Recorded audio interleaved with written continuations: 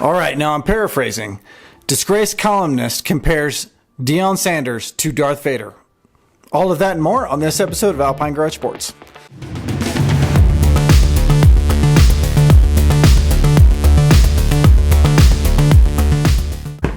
All right. So, Buff Nation and all you alpinists out there, I want to make sure that we are on the same page here. This is not a hit piece against any columnist or against this channel that this columnist went on. That's not what this is at all. I believe firmly in the First Amendment and the fact that you can go out there and you can say what you want to say, and hopefully it will be received in the way that you want to have it received. And sometimes you say things and you don't want it received like that. You want to try to light fires. I don't think that this interview that was done was made to light fires. In fact, it was done on such a small platform called InForum on YouTube. It's a small, like, North Dakota news channel, like YouTube channel or something like that. And the actual show was called The McFeely Mess. From what I can tell, they follow North Dakota State and other North Dakota news.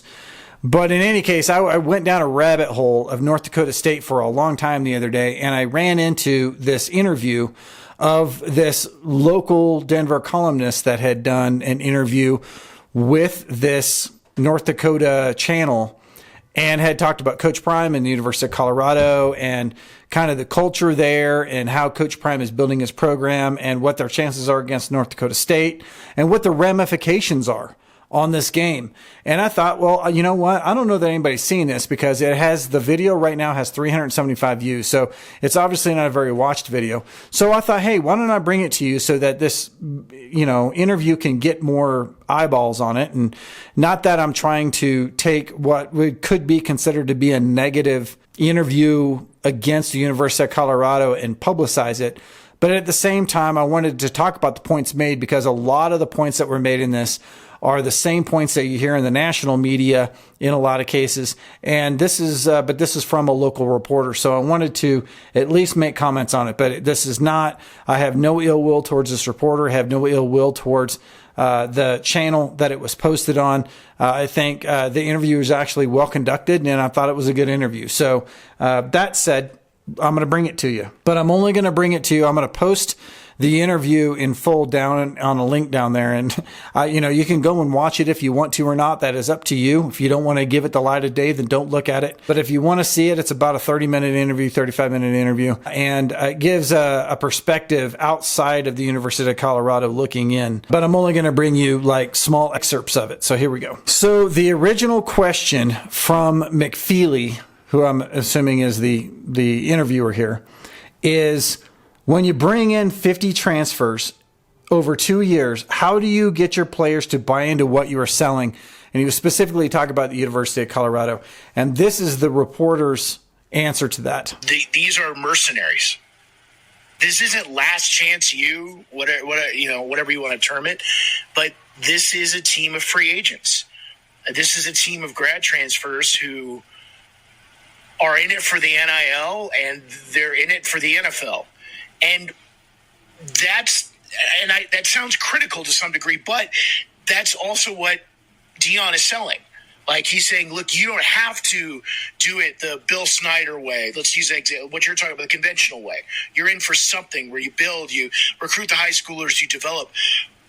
Deion Sanders isn't interested in developing anybody. He's interested in winning now. He's interested in winning yesterday. He's interested in winning the argument. He's interested in winning breakfast. This is a competitive person who this is about all the time. And I don't think there's a long-term vision there either. I think it's kind of all about the now, and it was about getting guys ready that would make this run for 2024 and make that as effective as possible, both for Deion's resume and for his kid's resume. Okay, now that's just one part of this interview. That was the first part. And the original question was kind of leading towards the interviewer was saying North Dakota State has built this like brand for itself because they've won so many national championships over the last 10 years.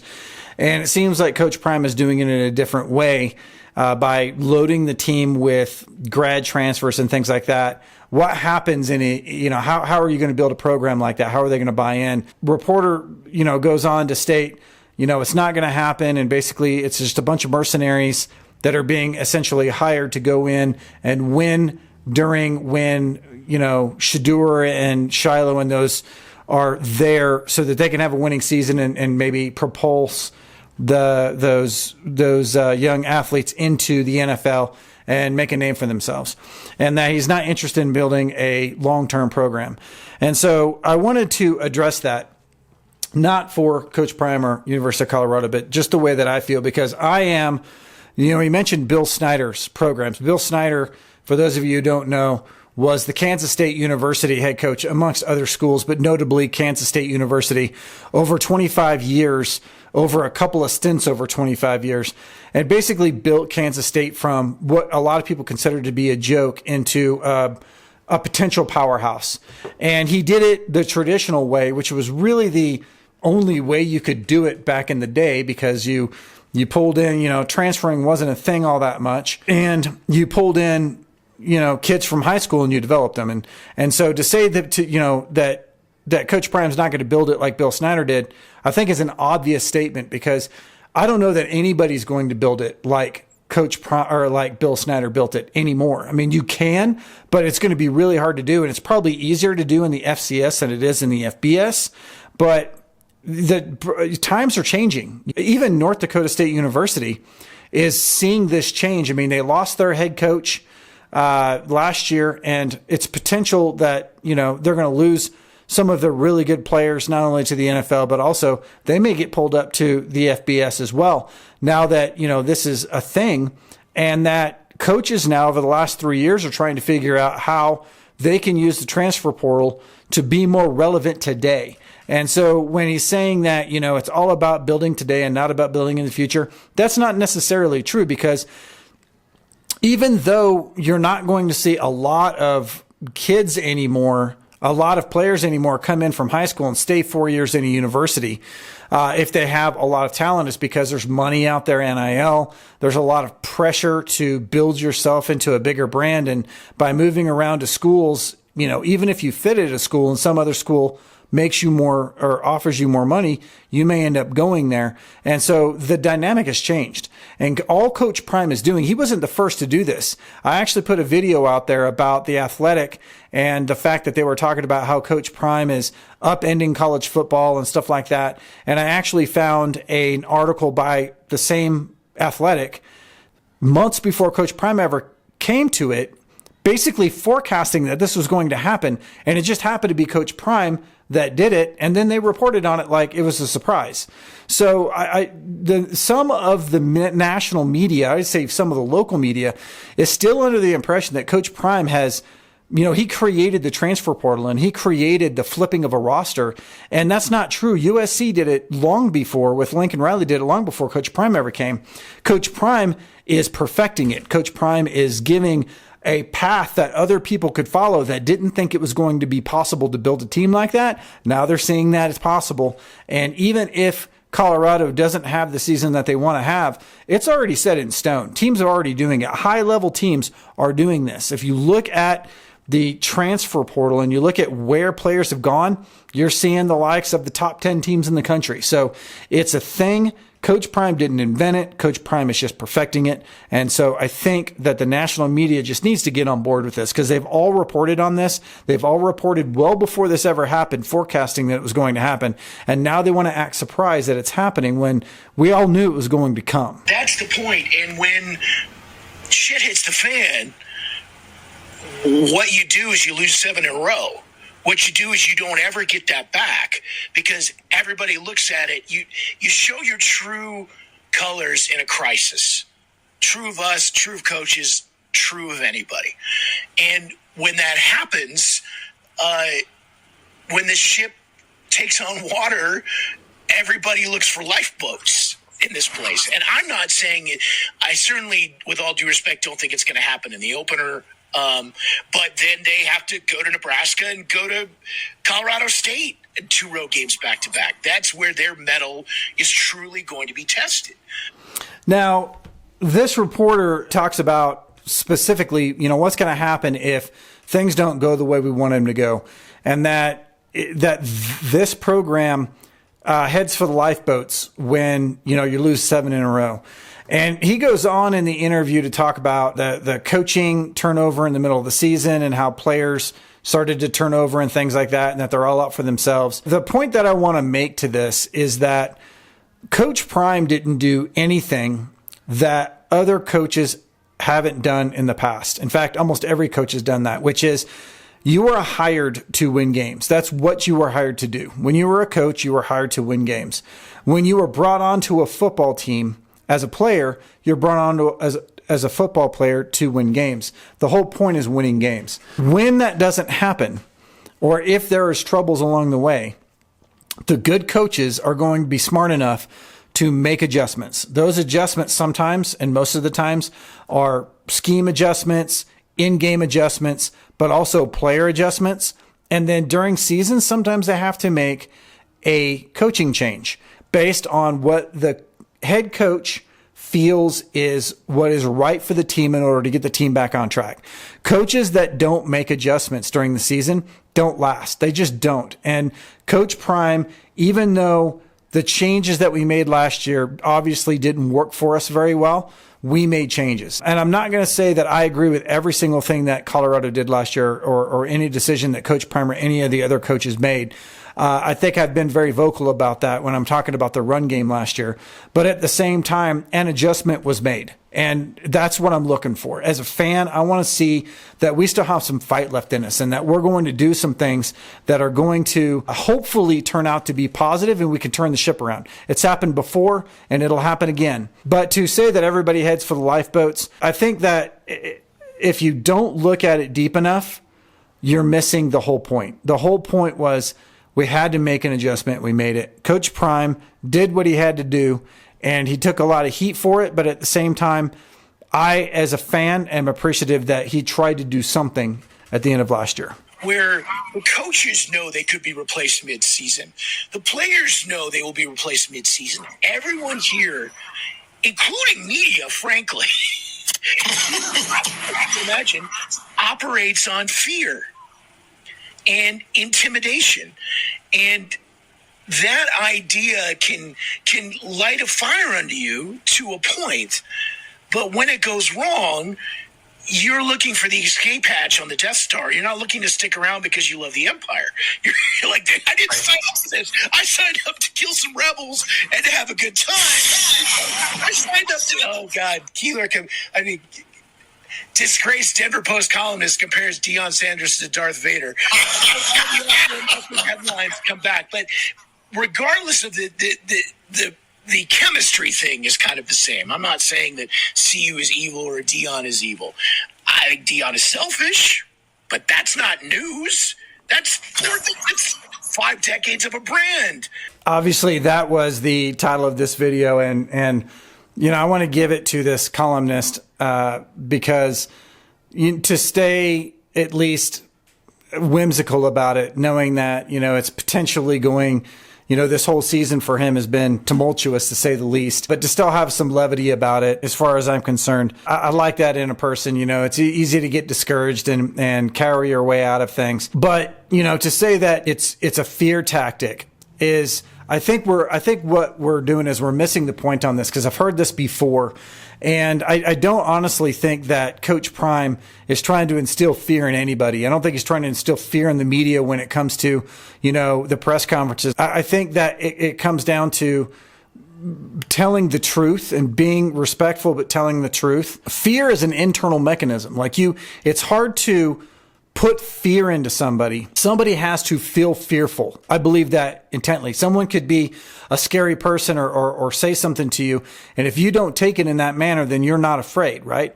So the fear is inside of a person. If you think that this is striking fear into somebody, then you're just missing the point. You either take it as being afraid of something, or you take it as being motivated by it. Or you could even take it as being offended by it. But that's all up to the individual. So I don't think that Coach Prime's intent is to put fear into anybody. But what he is trying to do is he's trying to motivate people, to get them out of their comfort zone, to build a better team, to put the best players in place, put the best coaches in place, and to put the best product on the field, not only for CU and CU administration, but mainly for the fans, because we control everything. If we like them, thumbs up. If we don't like them, thumbs down. You know how fandom works, and with Colorado growing in its fan base exponentially, obviously he wants to put the best product on the field and give Colorado exactly what it expected when it got Coach Prime.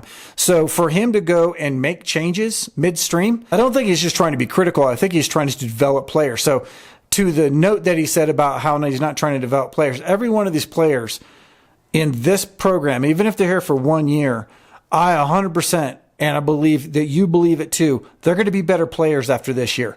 With the type of coaching that we have, with the type of program that we have, with the type of coaches that we have, with the character level of their peers on the team, that they're going to grow as men on this team, not only in their football IQ, but just being a person. They're going to be a better person at the end of this thing. To see it any other way, to me, seems a little short-sighted in the grand scheme of things.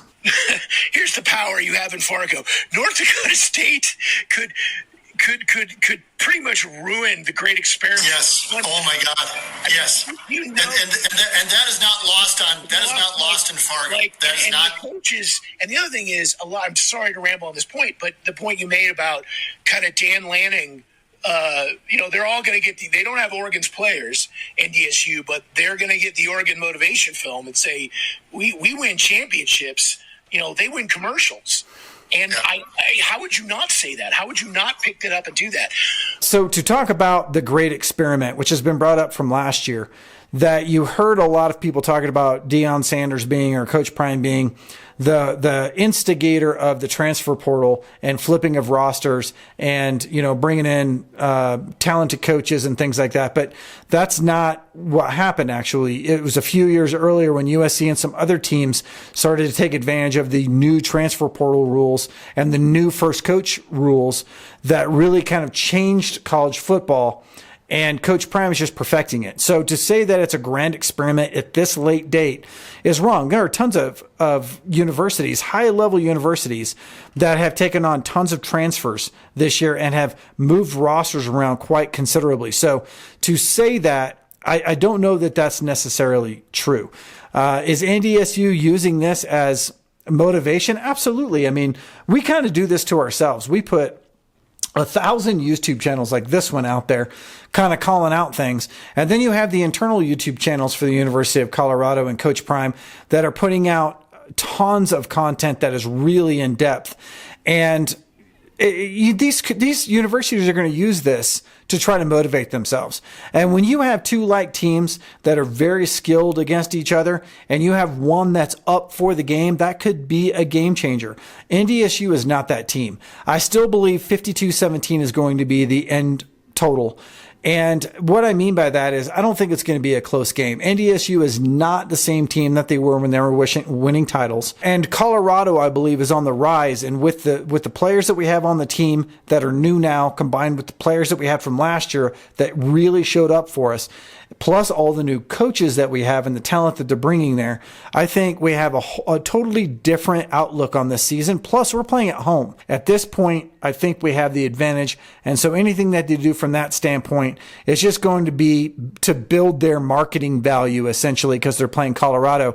And NDSU could probably use that because they have the win totals in the past. They have the heritage from that. They just need a little more eyeballs on them, and Coach Prime is going to give that to them for free. That said, I'm going to wrap it up there. I don't want to make this too much of a thing. This whole video is not about throwing any reporter or any NDSU channel under the bus at all. I thought it was a good interview. I enjoyed listening to it. In fact, I listened to it a couple of times just because I don't agree with some of the points that were brought up, or probably most of the points that were brought up. I understand how the outside media can perceive things differently, the University of Colorado, because college football in general is very polarizing. So when you get the power that Coach Prime has brought to Colorado over a 1 year and brought it from nothing in the eyes of the media to probably one of the greatest stories in college football history, it's going to turn a lot of people off. You got to digest that. And it takes time for some people to digest things when the rest of us have been able to get on board very quickly and be very, very in favor of everything that's going on. So that is a wrap from Alpine Garage Sports. Please put your comments down below, but be respectful. That's one of the things I love about the folks that are on my channel is that you guys are almost always respectful. This is not about damaging the media or anything like that. Everybody's got their opinion and everybody has the right to voice their opinion, including me. And that's what this whole thing is about. Let's just talk about some of the points that I had brought up and maybe you do a little back and forth on that. That is a wrap from Alpine Garage Sports. I hope you enjoyed this video. Please subscribe. We will see you in the next video.